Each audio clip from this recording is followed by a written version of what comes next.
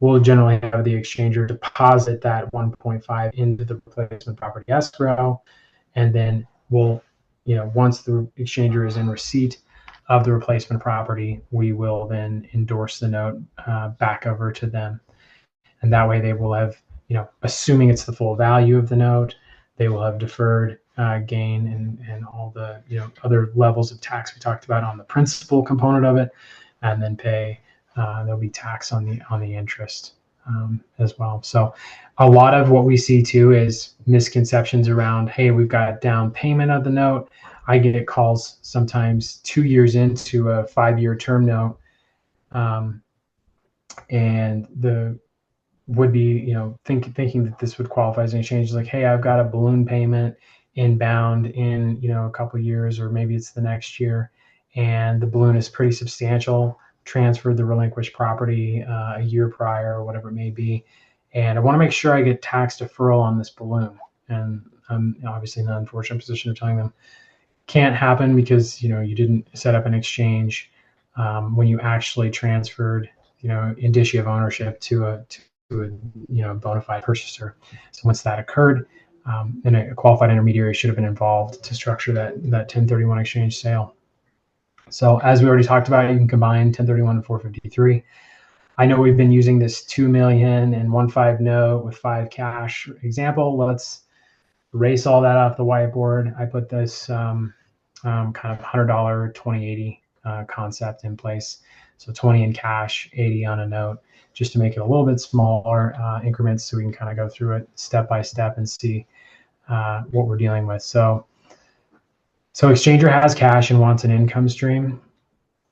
In that case, you look at exchanger can actually loan the $80 cash to the buyer at closing, and the buyer pays $100 cash, with obviously 80 of that being sent from exchanger into the purchase escrow, which ultimately then goes to the qualified intermediary. At that closing, exchanger then receives the note payable, and there'll be a security instrument in one of the manners I discussed above. And then you looking at what actually happens in here, principal and interest. You see interest taxable, like I alluded to, principal non-taxable, and the QI now has the full exchange value to roll forward into the replacement property, so it equals a full deferral. It's got the $100, right? It got the $100 because the seller took the note out of the exchange and liquidated it right at the closing table of the relinquished property. So that's one where you say, well, rather than, if I've got the cash to liquidate this note, why would I have it go to the qualified intermediary just to have it come back to myself at a later date? There are some strategic reasons for not doing this method. I'll touch on that here in just a second, but generally this is a pretty bona fide structure. If you've got the liquidity up front, then you reduce the exchange administrative headache of dealing with a note through an exchange, and it reduces the tracking of it, right? Because there's going to be, it's all cash will roll through, so you're not trying to follow paper and cash. You know what your exchange value is, and then you roll that into the replacement property. So result, note not included in exchange. So when you look at what's happening here, you're saying taxpayer is going to say, I'm going to make a personal loan to the buyer, making a third-party loan.